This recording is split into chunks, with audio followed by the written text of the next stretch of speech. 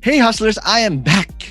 And now to give feedback and react to episode 3 and 4 of the Netflix K drama series called Startup, who is again and very, very close to my heart because being a startup founder for 10 years. And again, let me just remind you who I am. I'm Ron Baetiong, the founder and CEO of Podcast Network Asia. This is now my third startup. So if you want to know, just go to the first episode. I kind of did my thing again.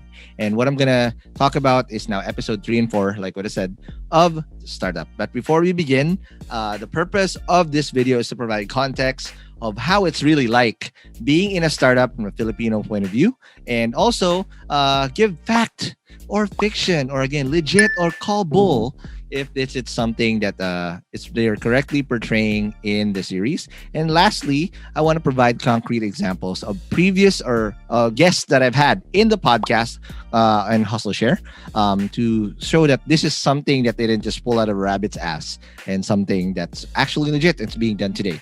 And lastly, before I begin, there's a lot of not safe for work language that I might be saying here. So if you're not comfortable in hearing cuss words, please stop now. And lastly, I apologize if I do end up giving spoilers to the whole series. So if you haven't watched, please stop now because I will discuss scenes and rank them if they're legit or bull, or say fact and fiction. The first one I said fact or fiction, but you know what? Do it Ronster style. Let's call it legit or bull. Okay, let's begin. So we'll be starting at episode 3, and it's entitled Angel.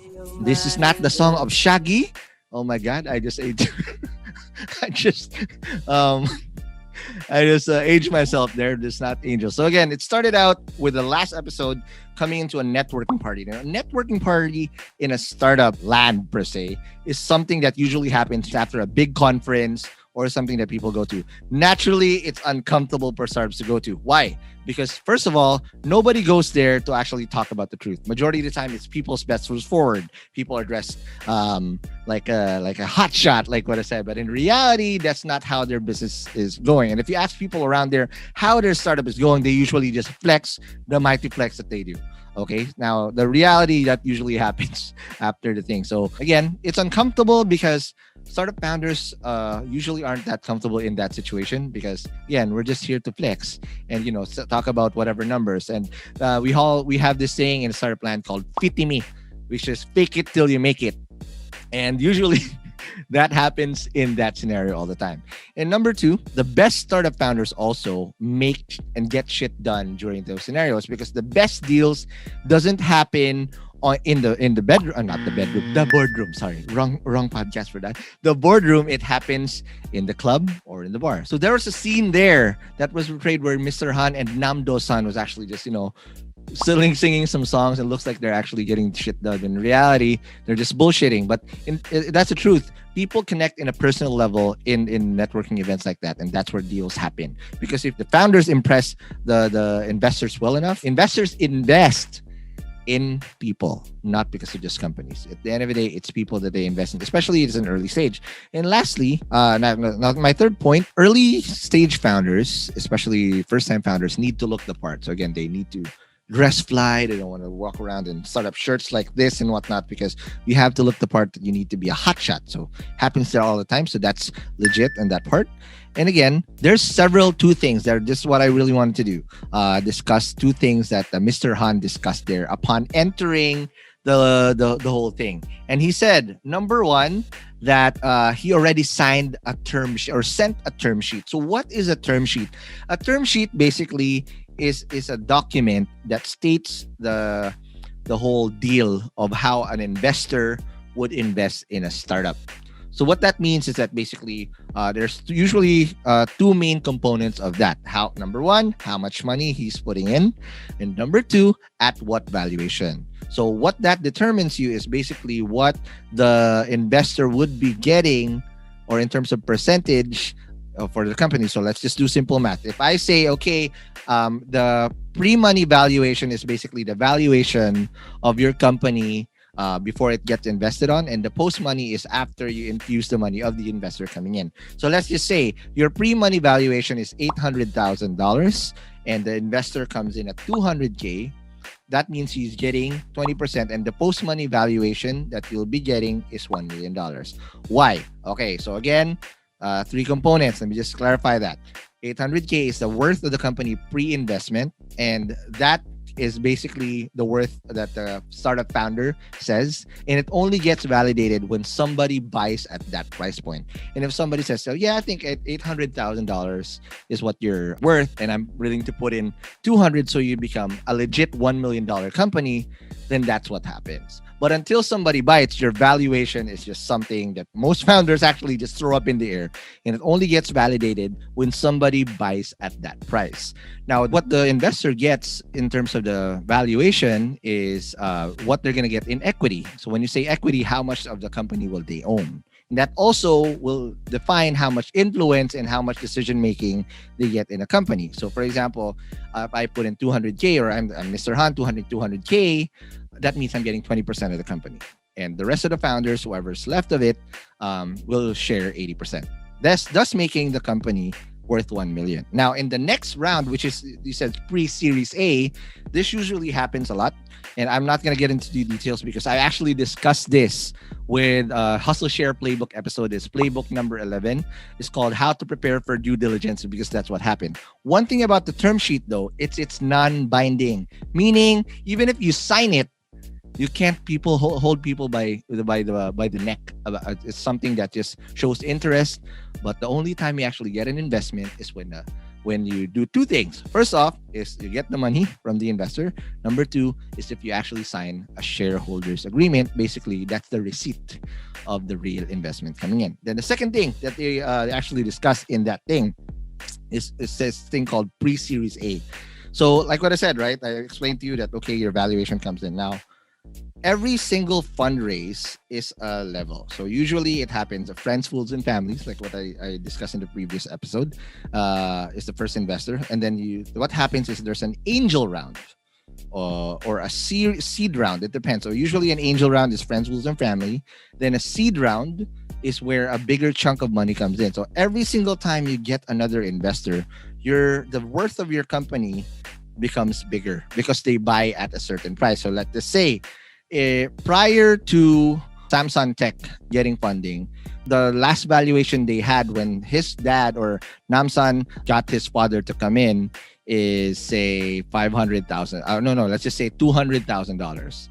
And when Mr. Han comes in, that is going to be worth now 1 million. That means their company grew 5 times the worth. And that's what actually tech startups do.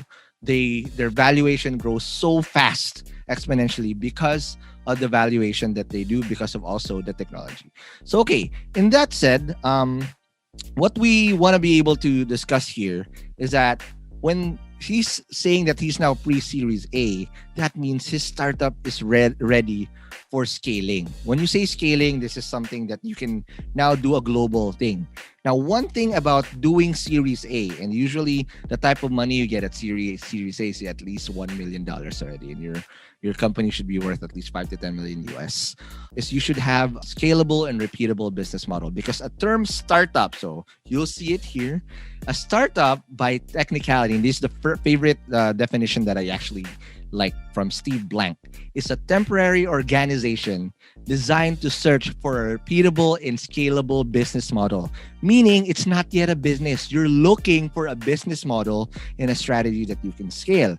Now, people at pre-series A and series A are still in that thing, because only until you get that repeatable, scalable business model will you then be able to raise your series A.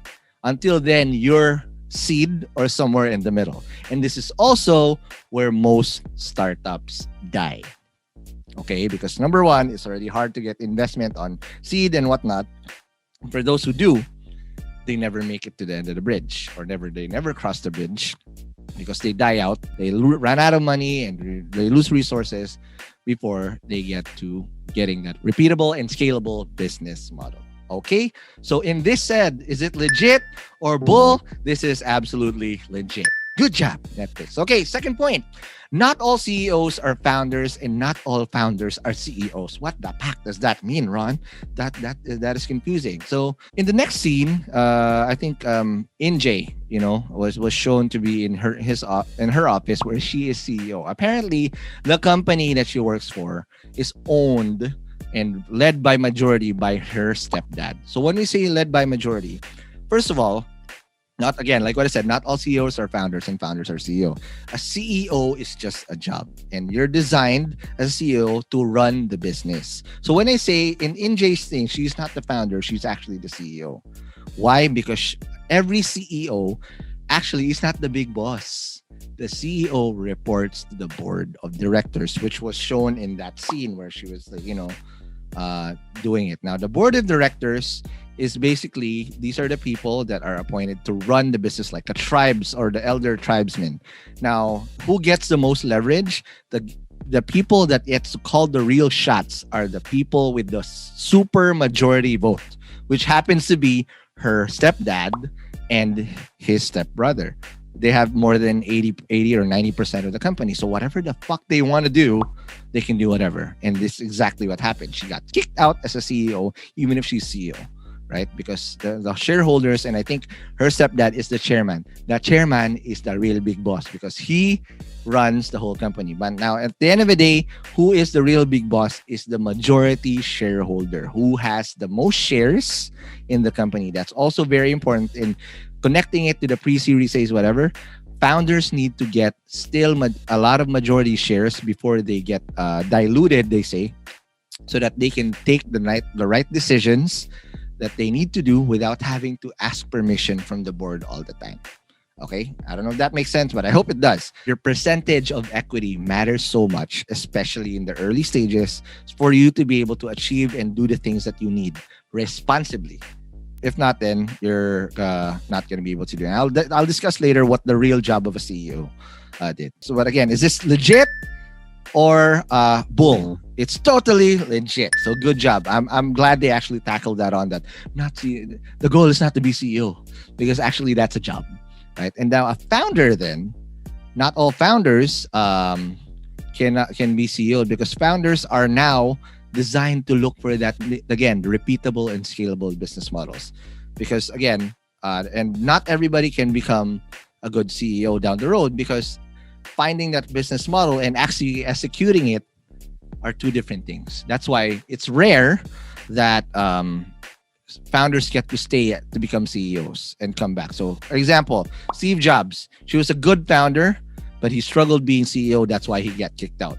But he's a mighty beast, and he had a lot of growing up to do before he had to be called back to become CEO. When he actually had the accolades and being even killed as a mature founder. It's rare that a founder become a good CEO. Now, whoever you think those two titles, if you see someone that he's still getting to be founder and CEO and his company has grown big, give him mad props or give her mad props because he was able to cross the chasm and actually mature and become the guy who looked for the repeatable and scalable business model and also execute that to scale wherever they need to. So legit again. Now, the third point is Dal Me. Quit her job to become an entrepreneur. Now, it is a good move. I did the same thing and I empathize so well on that thing because I had, employment just wasn't for me. But one thing she did well, and again, very, very reminiscent of what I did. If you want to find out, again, this is my episode of my own personal journey as an entrepreneur. She quit her job as like a 30-year-old without any other backup, no other source of income. That is fucked up. Because, at the end of the day, you have your bills to pay and whatnot. She didn't have any side hustle to keep the bills paying. And eventually, you're betting everything in your startup will cause the downfall of it. Because now you're going to have to live off of that startup's resources just to be able to feed your own. So that's legit. But again, that's a very tricky situation. So if you're considering you're in corporate right now, make sure you cover your ass. And there's another stream of income that you can actually do, whether it's a side hustle, consultancy, whatever, so that you can afford to do your own startup and chase that dream. Okay? Legit.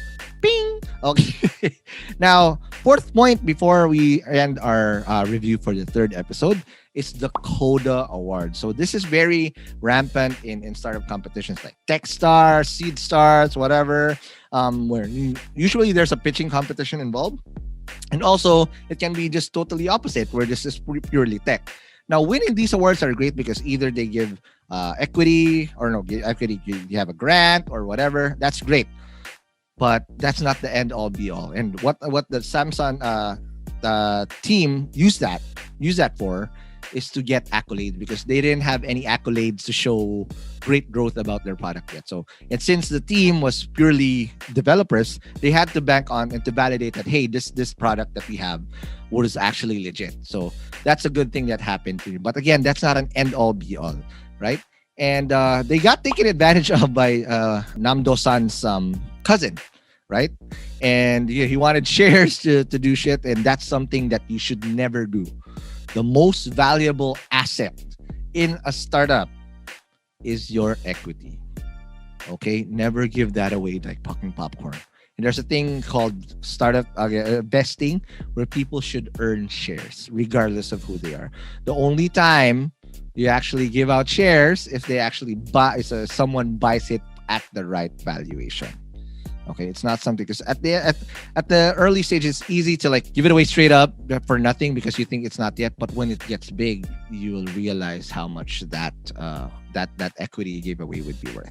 Okay, and again, this Koda thing was what they needed to show flashes of brilliance because if VCs look for that potential, it's these accolades, the hype-making accomplishments that you need. So whether it's a pitching competition, whatever, and getting a PR blitz and whatnot, it's something that's to show flashes of brilliance. But that's not the end game yet, ha? Okay.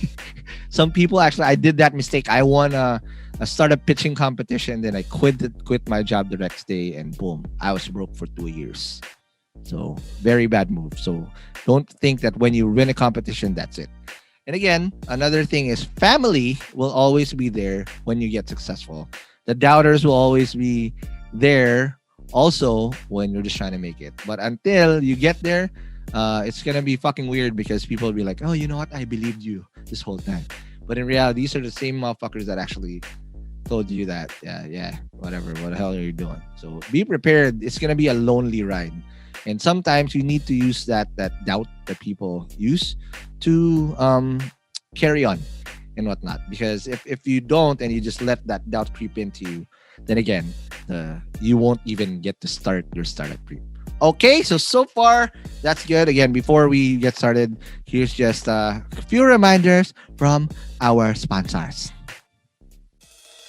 Hey guys, this is the fourth season of Hustle Share, and we've come a long way since we began this journey last year.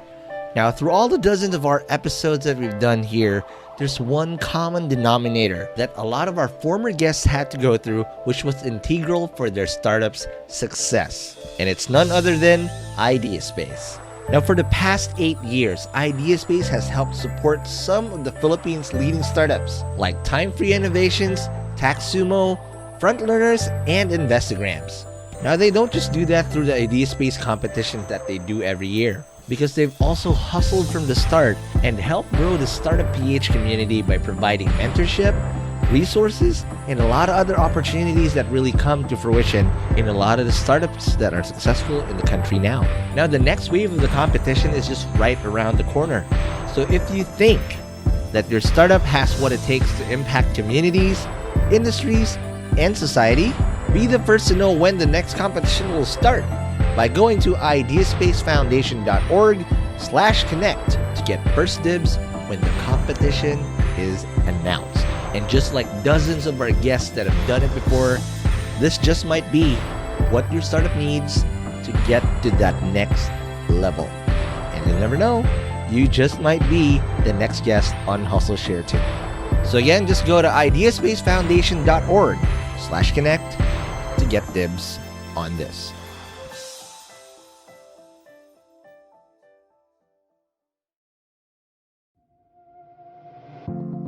Hey hustlers, I know how difficult it is to hustle now and make ends meet during this pandemic. It's really not easy.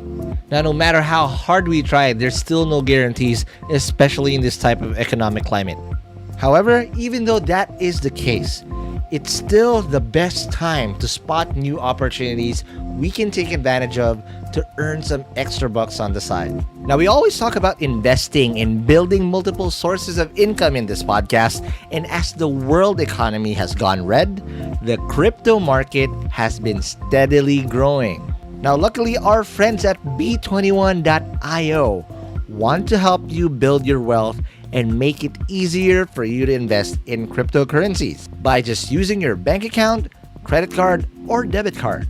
Now, all you have to do is just visit b21.io/hustleshare and get $2 on us to start your crypto journey. Again, that's b21.io/hustleshare. So you can get your money to hustle for you without you doing anything. All right, now let's get back to the show. And we're back from the break. Again, we're going to now discuss episode 4 of our reaction video to the Netflix series Startup for now, the 4th episode. It's talking about Sandbox, which again reminds me so much of how the Google campus is in Silicon Valley. I think that was the main thing. So in that said, let me just go back to the first scene. Let's see if it's legit or bull. Okay, so yeah, coming off of the Koda Awards, right? The Samsung Tech people, or Namsan Tech, forgot now already. Samsung, I think. Shit. If I'm totally wrong, just say in the comments below. Like, comment, and subscribe, and say in the comments below if Ron is being an idiot.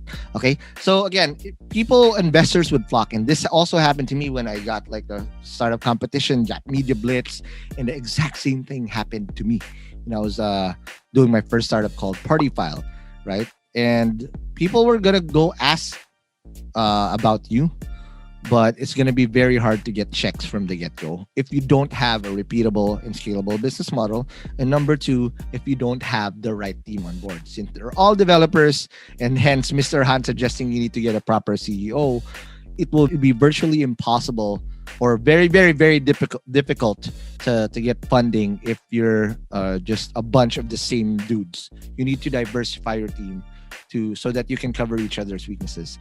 Okay? And again, you need a repeatable and scalable business model, like what I said.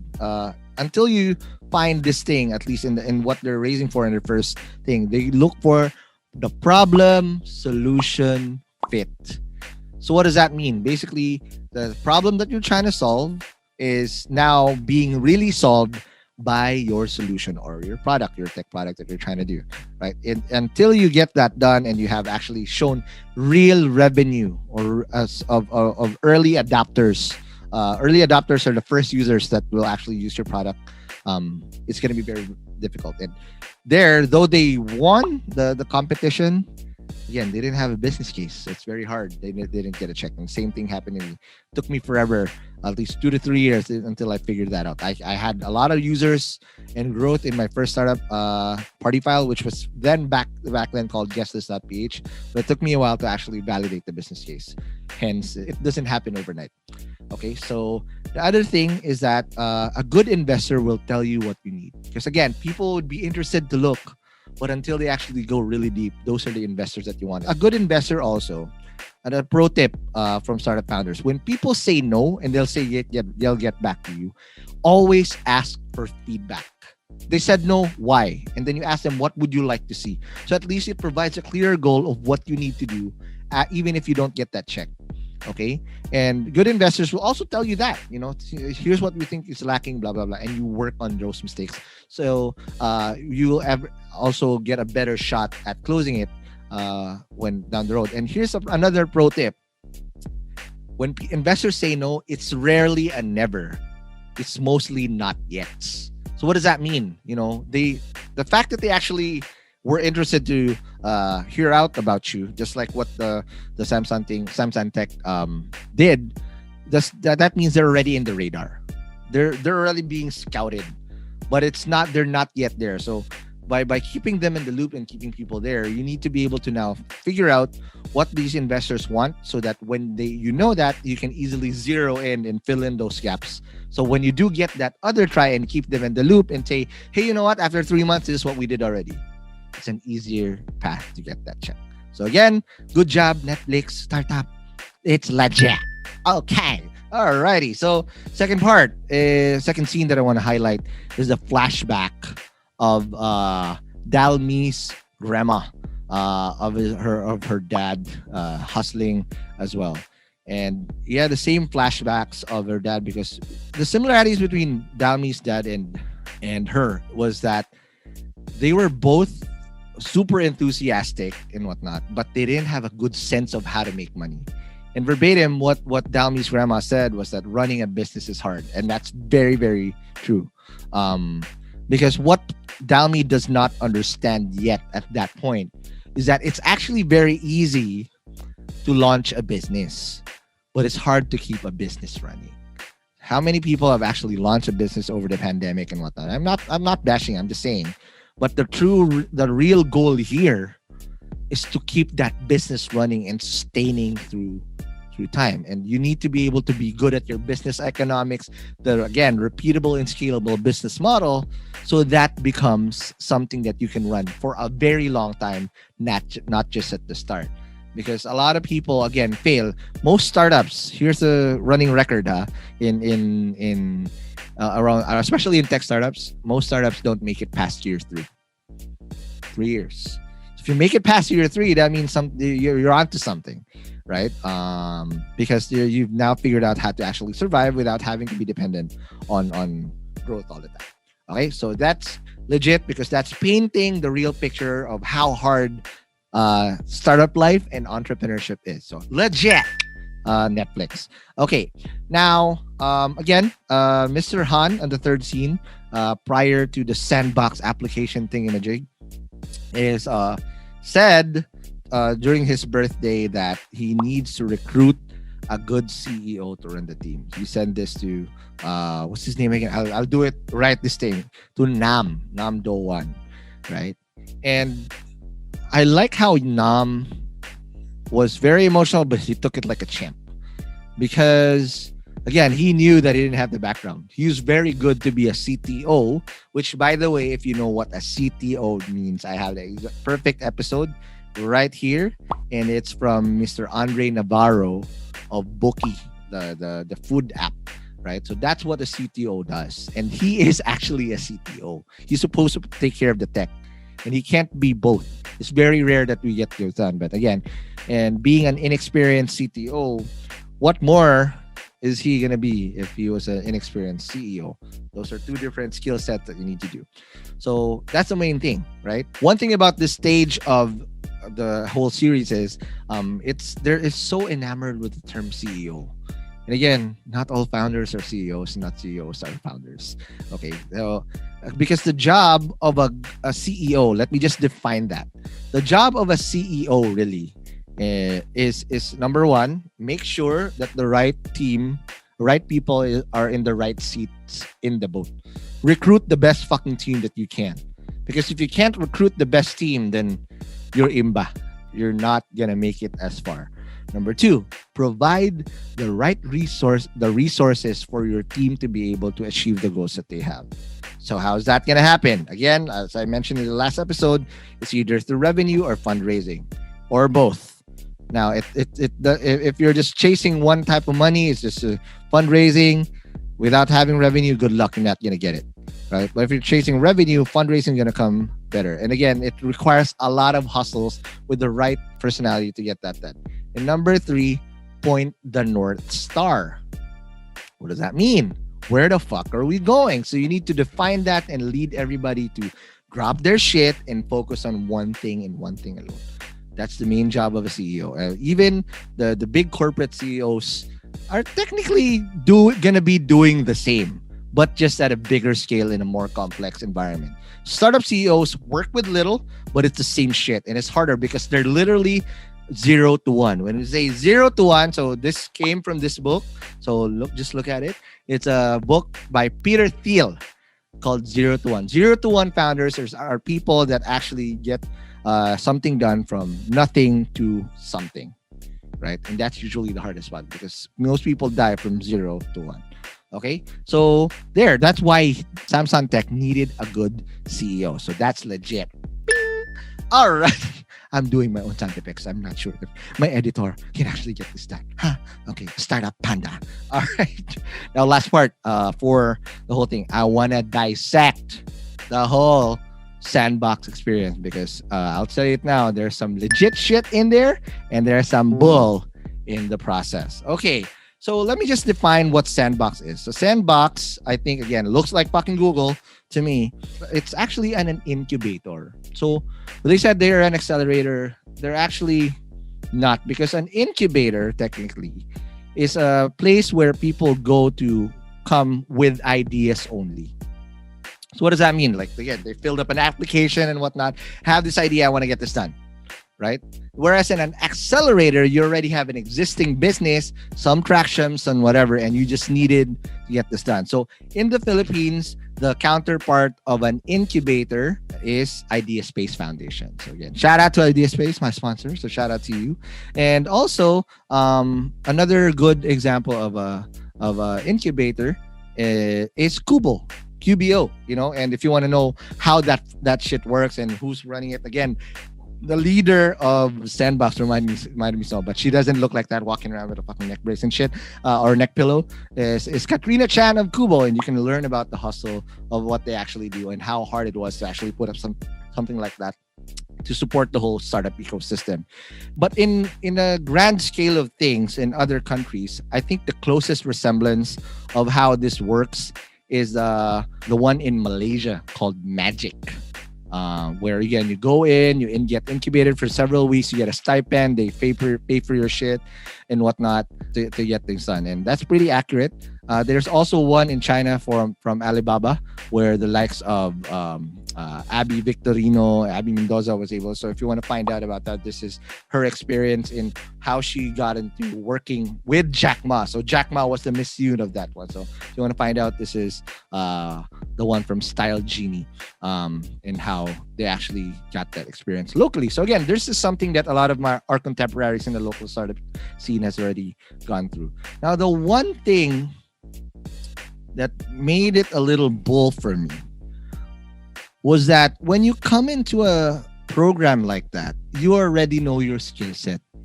You don't do a random shit like that and dictate who will be CEO. Because in other experiences, just like this shirt that I have on right now, it's from 2012. That means I haven't gotten really fatter or thinner from 2012. It's called Startup Weekend. So Startup Weekend, you go into that program with an idea, you form a team in there, and do a hackathon, literally for 48 hours to create an MVP, a minimum viable product of what your startup is. And the second one is also to be able to pitch it. Now, again, you can't just pick random people just because of how they entered. Now, again, probably the science behind it is, again, because they have the attributes to think like a CEO, but it's more than that. You can't call a fucking CEO and run around the building wearing a freaking CEO shirt that I'm CEO to recruit a team. That's bull. Because naturally, those people are gonna gravitate towards it. And again, I'm not very comfortable that somehow, some way, we're over gratifying the role of CEO, because not everybody can play that role. It's very fucking hard, right? So this doesn't mean, again, I'd rather be a founder than be called the CEO. Until now, this is my third startup now, because again of this 0 to 1 aspect. I'm not gonna run around and fucking tell everybody, hey, I'm a CEO. Fuck this shit.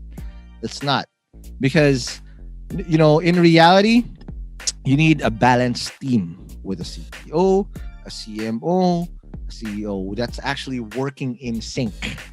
You're not supposed to, you're a CEO and that's it, right? So that was a little weird for me, seeing that scene that, oh shit, you can be a CEO just because of answering. Maybe the attributes, that's what we're trying to do. But in reality, what happens is you come in and you naturally gravitate towards people because you can see them doing it. and they usually have a vision, and that's what the CEO needs to be able to do: sell a vision and get the right people to execute it with him or with her.